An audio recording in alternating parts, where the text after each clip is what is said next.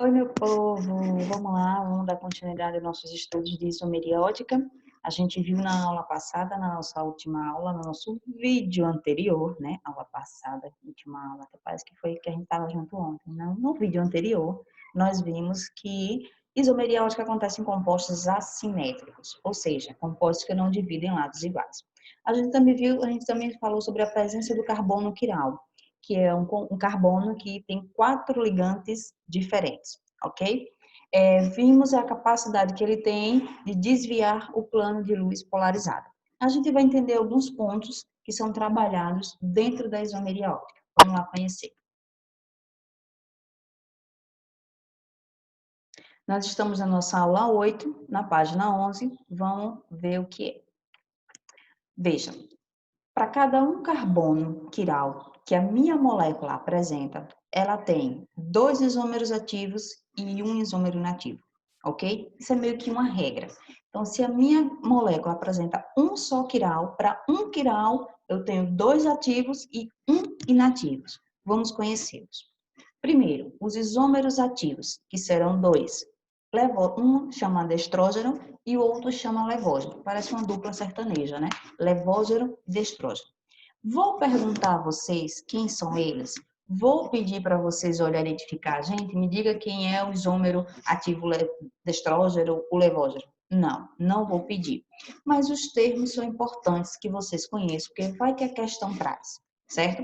Então, se eu tenho um carbono quiral, ela me dá 2 ativos, o destrógeno e o levógeno.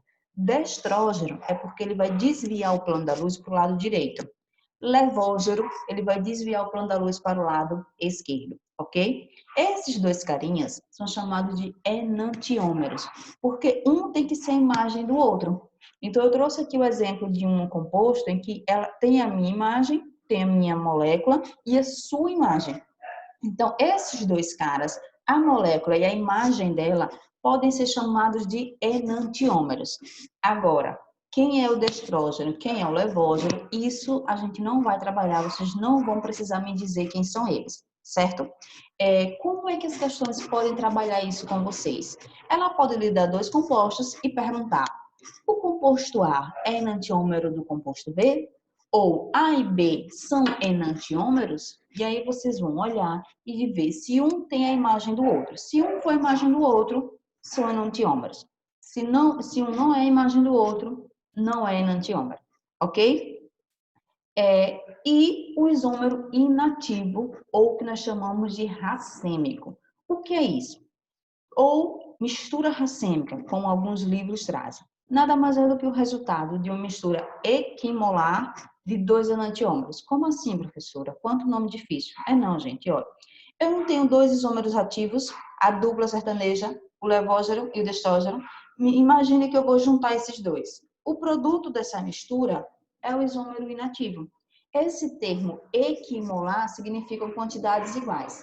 Então, uma quantidade do destrógeno e uma quantidade do levógeno, quantidades iguais, ok? A mistura, o resultado dessa mistura é um isômero inativo, ou o que nós chamamos de racêmico, certo?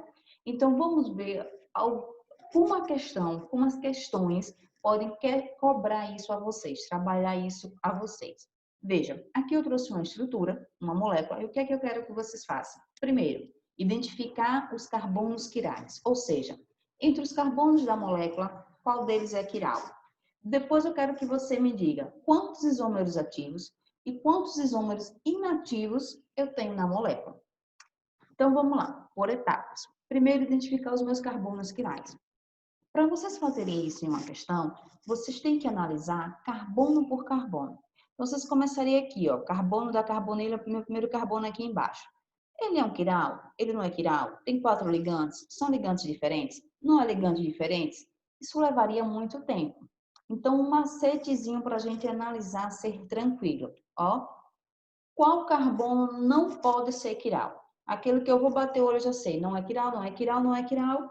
Chego no carbono quiral. Primeiro, um CH2. Por que que um CH2 ele não pode ser quiral? Veja, gente. Carbono quiral tem que ter 4 ligantes diferentes. Um CH2, ele já tem 2 hidrogênios ligados a ele, e são iguais. Então, já não tem como ser quiral. O mesmo acontece com quem? Com o CH3. O CH3 ele vai ter 3 hidrogênios ligados a ele. Então, só a quarta ligação é que vai ser diferente. Então, essas 3 ligações já vai ser com o mesmo cara, que é um hidrogênio. Então, não tem como ser quiral. Um carbono com dupla e um carbono com tripla ligação, a mesma coisa. Se o meu carbono tem que ter 4 ligantes diferentes, ele faz uma dupla, então essas 2 ligações, a minha dupla, 2 ligações, já vai estar com o mesmo elemento. Não tem como ser 4 elementos diferentes. A mesma coisa acontece com o carbono que de tripla ligação. Então eu tenho 3 ligações para um mesmo elemento químico. Já não tem como ser quiral.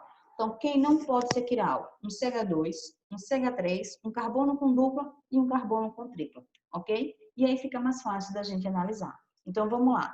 Nosso primeiro carbono, carbono de carbonila. Eu tenho uma dupla. Dupla não pode ser quiral. Eu já esqueço, já sei que não é. Próximo carbono é um CH2. Não pode ser quiral.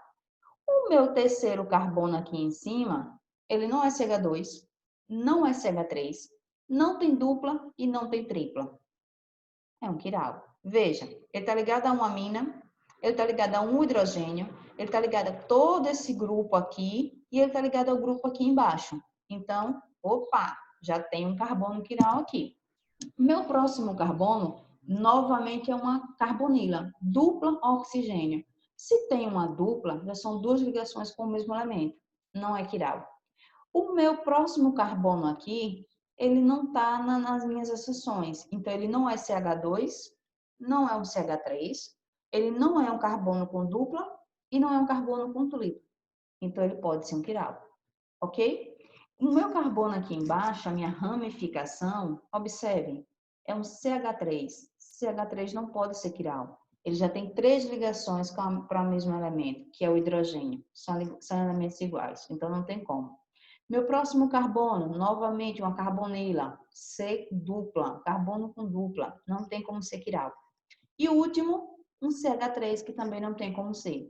Então, nessa molécula, eu tenho 2 carbonos quirais. E aí fica mais fácil de vocês identificar quem é o quiral. CH2 não pode ser, CH3 não pode ser, carbono com dupla não pode ser e um carbono com tripla não pode ser. Não sendo esses carbonos, já tem grande chance de ser quiral, ok? Vamos agora entender como é que eu vou fazer a contagem dos ativos e dos inativos. Porque para cada um carbono quiral, eu tenho 2 ativos. Nessa molécula, a gente tem 2 carbonos quirais. Então, vamos ver como é que vai acontecer. Veja, já tenho aqui os meus 2 quirais, que a gente já identificou na primeira etapa, e agora eu preciso fazer a conta. Para cada um carbono quiral, eu tenho 2 carbonos ativos. Se eu tenho 2 carbonos quirais, então eu posso ter quantos? 4 carbonos ativos. Tranquilo? Belezinha aí na matemática? E agora os inativos. Para cada um carbono quiral, eu tenho um carbono inativo. Se eu tenho 2 carbonos quirais, então eu tenho 2 inativos. Tranquilinho aí na matemática?